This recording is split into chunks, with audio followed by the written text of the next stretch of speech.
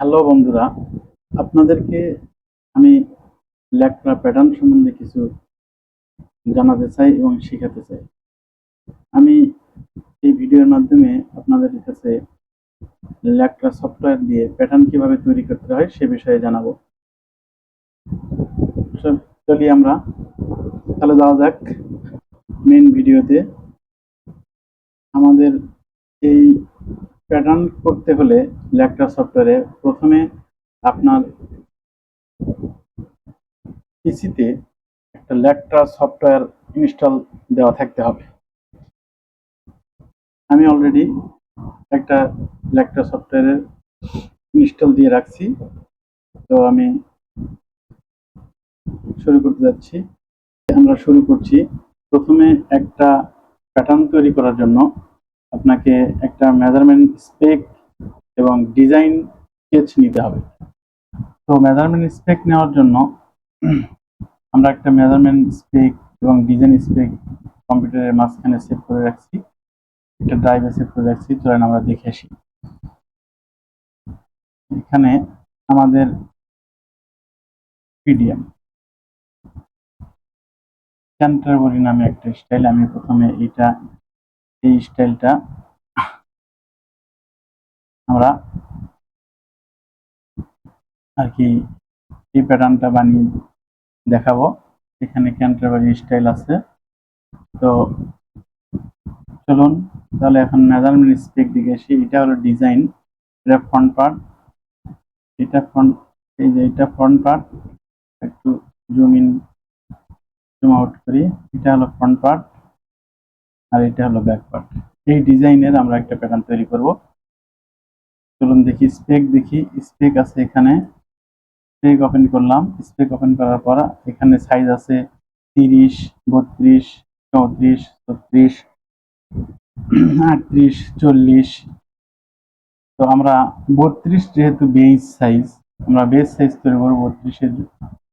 তো চলুন প্রথমে আমরা স্টাইল নেম হলো ক্যান্টারবরি। এখানে আসবো, ফাইলে যাব। ফাইলে যাওয়ার পরে নিউতে ক্লিক করার পরে আমরা কিবোর্ড থেকে ক্যান্টারবরি লিখব। ক্যাপস লক অন করে দিলাম। CANTER, canter, BURY, Canterbury. Enter button press করলাম। প্রেস করার পরে আমাদের এখানে ডিসপ্লেতে যাইতে হবে। ডিসপ্লেতে যাওয়ার পরে এইখানে টাইটেল ব্লক, এই যে দেখুন টাইটেল ব্লক, কারেন্ট শিট করলে টাইটেল ব্লক, এটার নাম হলো টাইটেল ব্লক। তারপরে এখানে সাইজ, এই সাইজ ঘর, এখানে ডিফল্টে কিছু সাইজ, এই সফটওয়্যারের ডিফল্ট কিছু সাইজ আসছে। যেহেতু আমাদের 30, 32 এবং 34, 38, 30, 32, 34, 36, 38, 40 সাইজের সাইজ, তাহলে আমরা এখানে সাইজ তৈরি করার জন্য আর একটা ভিডিও বানাবো। আমি কিছু সাইজ তৈরি করে রেখেছি, সেই সাইজ আমি ওপেন করব। ডিফল্টে সাইজ তৈরি করা আছে, তাহলে আমরা এই সাইজ থেকে সাইজ নিয়ে আসবো। আর সাইজ বানানোর ভিডিওর জন্য আরেকদিন একটা ভিডিও তৈরি করব, সেই ভিডিওতে আমরা সাইজ কিভাবে তৈরি করে সেটা দেখাবো। তো চলুন এখানে F7 এ যাইতে হবে, অর্থাৎ F7 ইনপুট এবিডিতে ক্লিক করার পরে দেখুন ইনপুট এবিডি এখানে দেখাচ্ছে। ইনপুট এবিডিতে ক্লিক করার পরে আমরা এই টাইটেল ব্লকের উপরে এখানে ক্লিক করব। এই যে যেহেতু আমাদের এখানে ডি ড্রাইভে আমি এখানে ডিফল্ট একটা সাইজ রেখেছি আলফা 30 থেকে 32 বেস। ডাবল ক্লিক করার পরে এখানে দেখুন সাইজ আমাদের ওপেন হয়ে গেছে 30, 32, 34, 36, 38, 40। তো এখান থেকে কারেন্ট শিট আর সবগুলো একসাথে দেখার জন্য শিটে গিয়ে অ্যারেঞ্জ অল, এখান থেকে আমাদের শিট একটা নতুন শিট নিতে হবে প্যাটার্ন তৈরি করার জন্য। একটা নিউ শিট নিব। নিউ শিট, এখানে অ্যারেঞ্জ অল বা কিবোর্ড থেকে যে চাপলেও হবে। আমরা এখানে এই শিটের উপরে আমরা প্যাটার্ন তৈরি করব। তো চলুন শিটের উপরে যদি প্যাটার্ন তৈরি করবো, এটা কারেন্ট শিট নিয়ে আসলাম। নিয়ে আসার পরে এখান থেকে আমাদের F2 তে যাইতে হবে। F2 তে যাওয়ার পরে এখানে রেক্ট্যাঙ্গুলার, এখানে দেখাবে, দেখেন এখানে এই ফাঁকা জায়গার উপর ক্লিক করার পরে টান দিলে কি মাউস দিয়ে এই যে একটা রেক্ট্যাঙ্গুলার, যদি ভুল হয় তাহলে কন্ট্রোল জেড চাপতে হবে। এখান থেকে আমাদের একটা আমরা শিট তৈরি করব মেজারমেন্ট স্পেক অনুসারে। তো চলুন মেজারমেন্ট স্পেক দেখে আসি। যেহেতু আমাদের এখানে মেজারমেন্ট স্পেক আছে, লেন্থ আমরা রেগুলার ইঞ্চিএম তৈরি করব 79 এবং ফ্রন্ট রাইজের মেজারমেন্ট অনুসারে একটা বোর্ড নেব। ফ্রন্ট রাইজ আমাদের এখানে দেখেন, front rise under waist band অর্থাৎ 24, 79 আর 24। এখানে ফ্রন্ট রাইজের মেজারমেন্ট আছে আন্ডার ওয়েস্ট ব্যান্ড 24 আর ইনসাইড লেগ আছে 79। তাহলে চলুন আমরা যে বোর্ডটা নেব সেই বোর্ডটা মাপ তৈরি করি। তো 79 প্লাস 24 ইজিক্যাল টু 103। 103 লম্বা একটা বোর্ড এবং চওড়া হবে থাইয়ের পরিমাপের থেকে একটু বেশি, 31 হাত। 31 হাত আছে, আমরা এখানে 40 বা 35 নিতে পারি। এটা কারেন্ট শিট করলাম রেক্ট্যাঙ্গুলার, এখান থেকে টান দিয়া আমি কিবোর্ড থেকে অ্যারো বাটন চাপ দেওয়ার পরে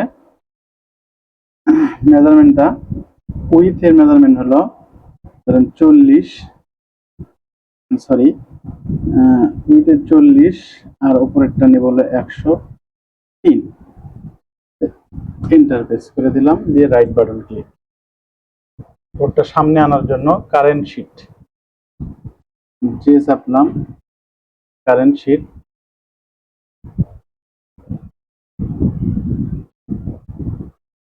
তার আগে একটা জিনিস আপনাদেরকে শেখায়, এখানে আমাদের বোর্ডটা কিসে রয়েছে, মেজারমেন্টটা কিসে রয়েছে সেটা আমাদের দেখতে হবে। এখানে মেজারমেন্টটা রয়েছে মিলিমিটারে নিলে হবে না, আমাদের এখানে প্যারামিটার থেকে সিএম সেট করে দিতে হবে।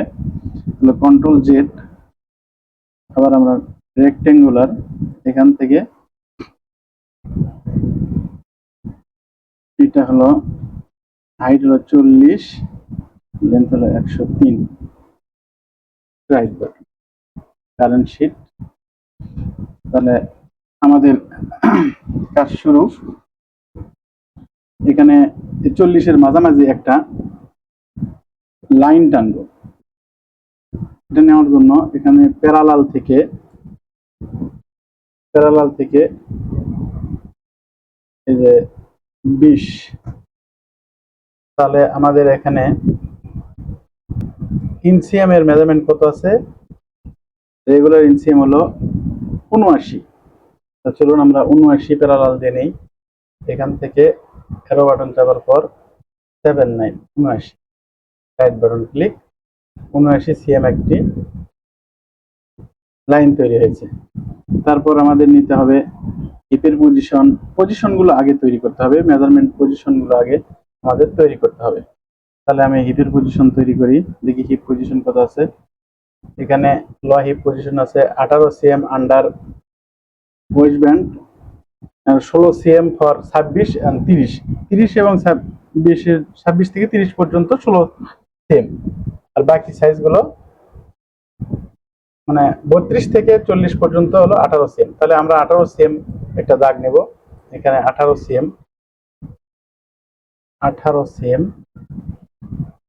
তারপরে আমাদের এখানে নির পজিশন নিতে হবে। আমরা নির পজিশনটা দেখে আসি। এখানে নির পজিশন আছে আমাদের কত দেখতে হবে, নি with 35 CM down from cross. নি আমাদের পজিশন এই ক্রস থেকে, এটা আমাদের ক্রস লাইন থেকে 35 সিএম নিচের দিকে। তাহলে আমরা প্যারালালে আছি, এখান থেকে 35 সিএম নিচে, অর্থাৎ এখানে মাইনাস ভ্যালু দেখাচ্ছে। দেখুন এখানে মাইনাস ভ্যালু দেখাচ্ছে, তাহলে আমাদের মাইনাস দিতে হবে, -35। এটা হলো নি পজিশন। তাহলে এটা বটম, এটা নি, এটা থাই অর্থাৎ ক্রস পয়েন্ট, এটা হিপ পজিশন এবং এটা ওয়েস্ট লাইন। তাহলে এখন আমরা প্যাটার্ন শুরু করতে পারি। স্পেকে যাই।